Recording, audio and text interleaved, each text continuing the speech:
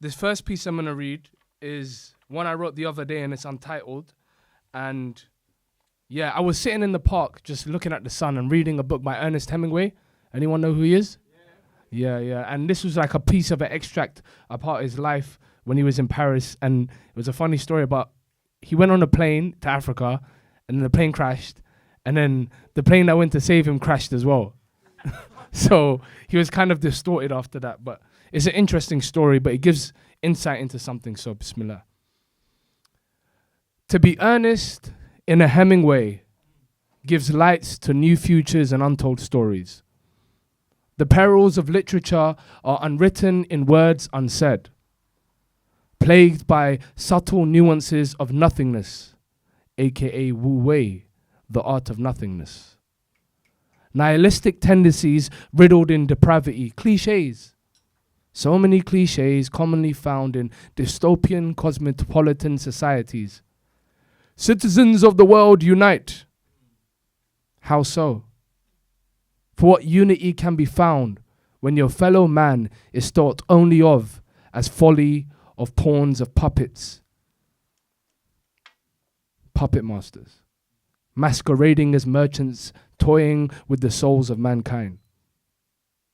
In what realm of reality does man truly present kind and act in accordance with idealistic ideologies, polarizing rhetoric? How clogged is our collective consciousness? How clogged is our collective consciousness? The vocal minority are disproportionately platformed, giving rise to waves of meteoric change and misinformed and misaligned perspectives, artificially warped. Where are we heading? What future are we being thrust towards? Who are our wards and shepherds? When the sun rises from the west, there will be nothing left. The irony of it all is deafening. Blinded by silence. So much silence. Struck by the stillness of inaction. Touched by the cries of innocence, clinging to the hope empowered through prayer. Lost only in thought. Found only in the presence of being. So live, love, and look up. For even through it all, live, love, and look up.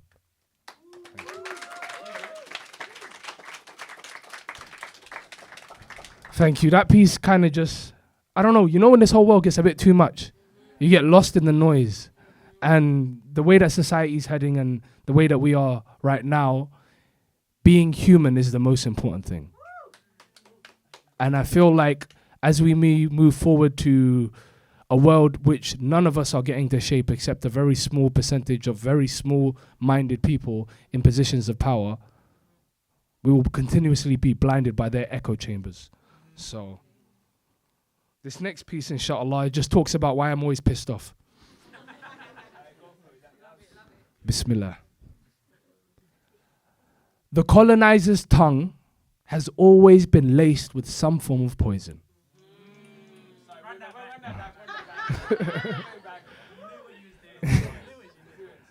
The colonizer's tongue has always been laced with some form of poison. Their hollow words have always left much space for distaste. How clear has history been in the persistence and disdain?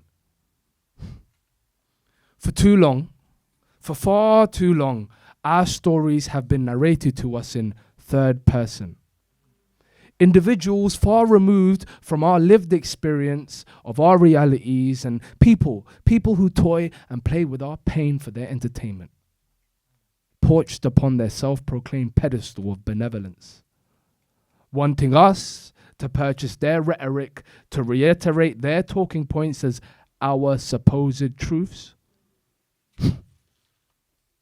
When I read their books, how can my reaction not be visceral? How can such distorted lies be taken as gospel from people who struggle to believe in it themselves? Many a men have tried to play God, and all have had the same fate. Death does not discriminate. Time is more than colorblind. It is indifferent. And our ancestors paid a toll and they paved the way. They left us so much that we do not even know how to claim, because over time, our perspectives have been warped by those who live outside of our understanding, overimposing their insecurities, fears of guilt, driven by knowing, just knowing, how dark their own timelines highlight the atrocities they woefully hide. But there is a day where all deeds will come to light, a time where judgment is final, and all hearts will be laid bare. I just pray our books are all right, and we receive our book in our right. And those who know how dark their soul truly is, eternity is your fate.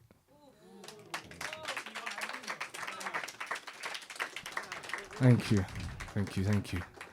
And the last piece I'm going to read before I do a little something is called A Prayer for Peace. And I feel like in the world that we live right now, regardless if you choose to believe in something or not, we've just seen how powerful when people have hope in something is. We watch it on our screens, and sometimes we're desensitized, and sometimes we feel something. But I just don't understand how so many people can just be silent, because your silence comes at a cost. And it isn't like you got to shout about it and hop into the streets and do all the most. It's just knowing when you see injustice, it's just stand up, whatever the cost. So a prayer for peace. Bismillah. Paid puppets pull strings behind a mirage of false promises and empty mirrors, saying one thing whilst we witness the complete opposite. Hollow words that hold unspeakable tolls, lost souls and unalive dreams.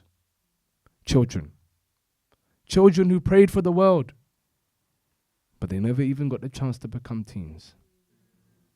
Wishing for a tomorrow, a day they prayed to see, where their hearts found some sort of peace until they met their rest indeed. How has the world become so blind?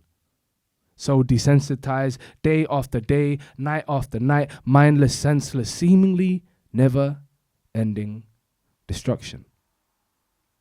The humanity of the world degrades in every single picture, every video, each memory saved, in each image replayed again and again and again and again and again. Do you even dare to speak their names? The ones who showed us the power of faith. As their world crumbles around them, holding their prayers in their souls, today's technology has showed us just how inhumane humans can be and how unkind mankind truly is. How darkness lives in individuals. How light shines from true beings of hope, only to be dimmed by those who fear how bright innocence shines. Innocent enough to pray for a day they may never see, praying for a time where a mother can lay her child to rest and have the chance to see her son rise. Praying for a day of clear skies, praying for a week where the loved ones they held so dear and close are still around to retell the stories they shared many months ago.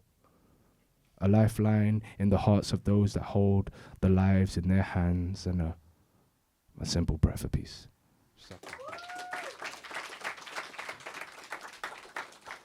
Thank you. And I'm going to finish with one simple thing. Can everyone close their eyes and take a deep breath? One more time. In pain we find peace, in pleasure we find release. فَإِنَّ مَعَ الْأُسْرِ يُسْرًا. Within the hardship, there is ease. In pain we find peace, in pleasure we find release. فَإِنَّ مَعَ الْأُسْرِ يُسْرًا. Within the hardship, there is ease. So whenever you feel like the world is too dark, just open your heart. Because love is close, it's never too far. And remember when you were a child, a blazing star, and your parents used to drive that car, and if they didn't, the hope you had in your heart was never too far.